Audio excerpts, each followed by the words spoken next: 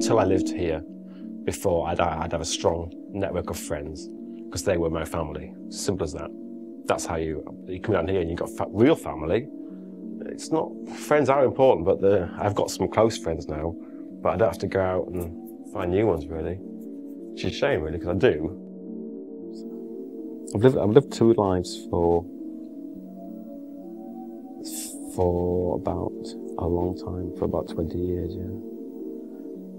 Because I've worked in lots of production factories and stuff, and I've told very few people what I actually do. Because it was nice when I was into music, because that's very easy. I don't tell people what I do, because it's like, well, obviously you're no good because you're not making any money out of it, you know. Fortunately, there isn't a channel for me on TV, you know, or there isn't a big race meet I can go to.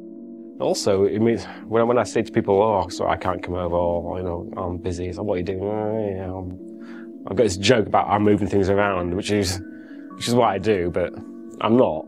It's the way I'm tidying up or something, you know. This is what I tell people. If you say you're sticking bits of paper on the bits of paper, it's like, come on, get a life. The point of this stuff is that it's not contrived. They're put on, they're sprayed, and that's it. You don't know what the outcome is. Yeah, I do like the novelty aspect of it, and going backwards and going and it just feels wrong. It's tricky because it's not something like a brain surgeon, is it? It's not necessary. It's not important. I think if I'd worked in any industry, I wouldn't be allowed to do what I'm doing. I think that's another thing. It's very selfish. I'm keeping a menial job so I can actually keep this undercover almost, and I can actually do what I want to do. I can't work for people. The only reason I work for B&Q is because it used to be nice and nondescript. Okay, go to work, no stress, just go to work, come back home. I'll just play the game for a few hours and go home. So, no, if money wasn't an option, I'd like to finish off the things I've started.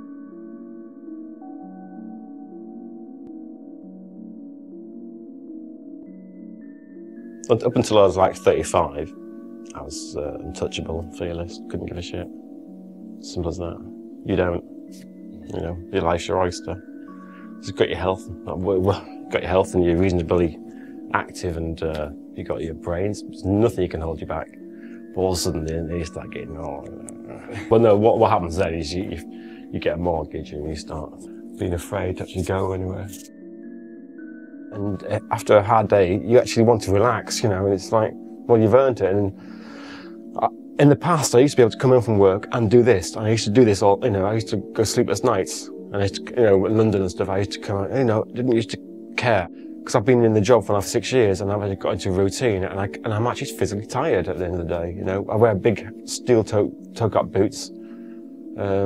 This heavy thing, my whole posture's changed, and I'm like, lumbering along. I've wanted to find a girlfriend in 20 years, but, you know, in the last 10 years, but no one's asked me yet. Because, you know, I'm afraid they can't have everything, you know. You know, I'd like to be courted as well, thanks very much. And all these expectations. I used to be so good at going out and taking girlfriends out and go to restaurants and stuff, you know, I mean, I used to really like it. When I've lived with partners, that's always taken priority. Yeah, it's completely different. Completely different. You think more about life. This is all more about the self rather than when you're living with somebody. You're living life. You're going shopping. You're buying. You're talking about things.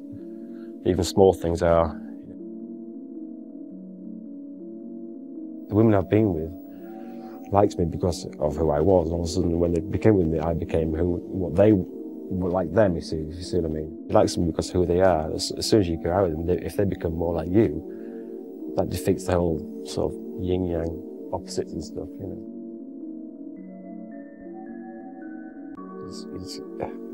The routine becomes such a easy option. All of a sudden, you just stop. And I used to be driven, just the fact that, oh, come on, Nick, you're just working here temporarily, because I'd always, I don't know why, I imagined things would just suddenly happen.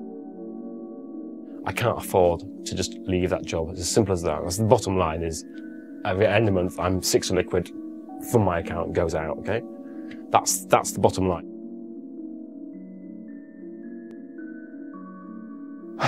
Make out, have family, okay? Yeah. What else is there? There's nothing else for me. No, my own family. I need to, what's the point? Well, there's not much point in living a life, is there? When, you know, who am I living it for? You know, there's nobody else.